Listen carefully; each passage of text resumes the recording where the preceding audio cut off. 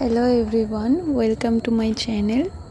দিনটা ছিল জন্মাষ্টমী, তাই ভোরবেলা থেকেই মা আর আমি পুজোর আয়োজন করতে শুরু করে দিয়েছিলাম।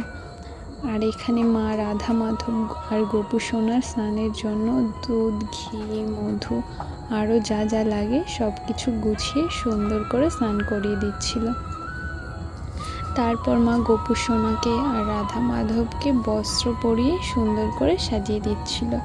আর এখানে আমার গোপু সোনাকে কেমন লাগছে জানাতে ভুলো না কিন্তু। আর এখন মা বসে পড়েছিল পুজোয়।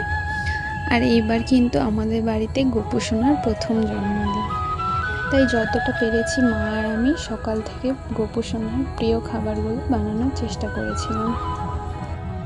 আর এখানে গোপু সোনার জন্য তালের বড়া, নাড়ু, পাটিসাপটা, তালের ক্ষীর, গাজরের হালুয়া, লুচি, সুজি, ক্ষীর আরও অনেক কিছু বানিয়েছিলাম মা আর আমি। আর এখানে মা আর আমি পুজোয় বসে পড়েছিলাম। তো অনেকটাই রাত হয়ে গেছিলো পুজো শেষ হতে হতে। আর এটা ছিল জন্মাষ্টমীর পরের দিন সকালে।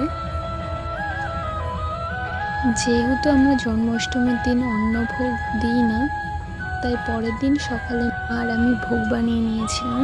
এখানে 7 রকমের ভাজা আরও অনেক কিছুই বানিয়েছিলাম। যে ভিডিওটা আমি এখানেই শেষ করছি। যদি তোমাদের ভালো লাগে তাহলে লাইক, সাবস্ক্রাইব করে পাশে থাকবে। রাধে রাধে।